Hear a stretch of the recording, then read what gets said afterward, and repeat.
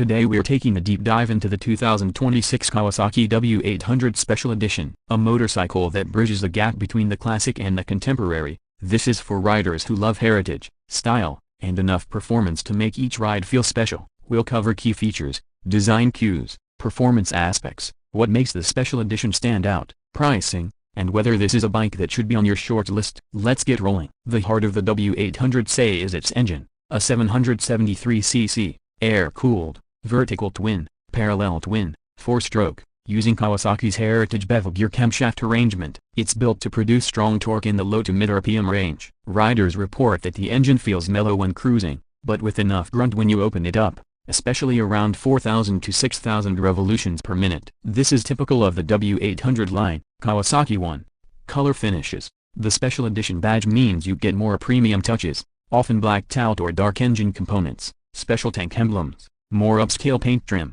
In past incarnations, the SE has featured gold anodized wheel rims, blacked or matte black exhausts, contrasting striping or accents. Wikipedia 3. Chrome versus black. Traditional parts like the exhaust, the tank badges, etc., get more premium treatment. For example, parts that might be polished metal or chrome on the regular edition may be matte or blacked for contrast. The riding position, fairly upright, relaxed handlebars, a long tuck-and-roll style seat with ribbing, good for two-up riding. Seat height is modest, about 790mm, so accessible to many riders. Kawasaki Europe 2. Lighting instrumentation. The headlamp is retro-styled but modern and tech-led in many regions, with classic round ring, lens design, etc. Instrument cluster is dual dials for speed and revs, often with a classic face and design cues to evoke the vintage Kawasaki W lineage. Kawasaki Europe 2. On city streets, this bike shines where you don't need blistering top end. The usable torque lowdown means good roll-on acceleration from mid-range.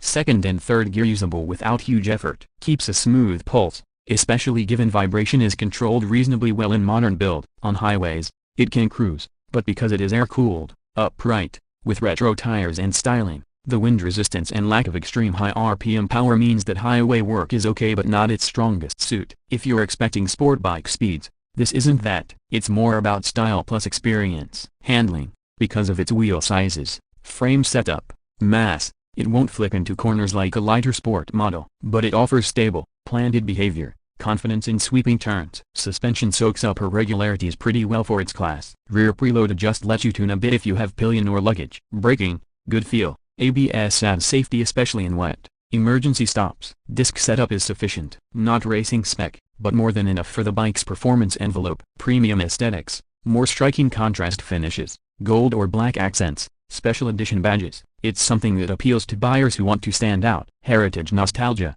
The W800 line is one of the most successful retro-styled bikes in the Kawasaki stable. The SE version leans more heavily into that heritage. For someone who values retro styling as much as function, that matters. Usability plus style. You get enough modern feature as a fuel injection, ABS, reliable twin, modern suspension to make it practical day-to-day, but with the charm and emotion of the old school. Accessibility. The seat height, /790mm, relatively simple mechanical setup, air cooling, fewer electronics than a full modern sport bike, less intimidating power makes it a bike many can live with and enjoying.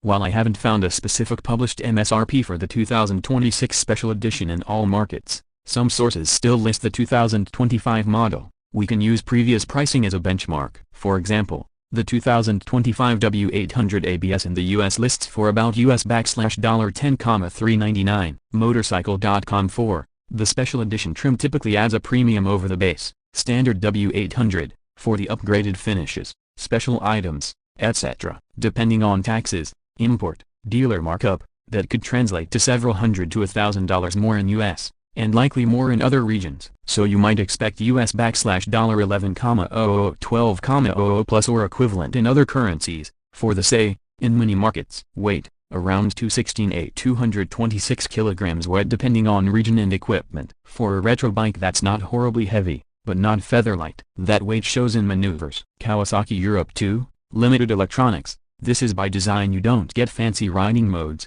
or huge digital displays, or aggressive performance electronics. If you want cutting-edge tech, you may prefer something more modern. Top-end, high-speed, not built to dominate highways. Engine feels more at home at lower revs. Wind buffering at high speeds because of upright posture may be tiring. Cost of ownership. Vintage-looking parts and finishes often need more care. Painting, chrome, badges, etc. may require more upkeep, and air-cooled engines can suffer more in very hot or very cold extremes. If you're someone who loves classic motorcycle aesthetics, the sound, the feel of a vintage machine, but want something you can ride every day without complete compromises, the 2026 Kawasaki W800 Special Edition is a compelling option. It gives you enough performance, comfort, and reliability, wrapped in style that appeals to both nostalgic riders and those who appreciate craftsmanship. If you care more about outright sport performance, high top speeds, cutting-edge electronics, you'll want to compare it with modern retro sport models. But if character, presence, and that blend of heritage with usable performance are what you value,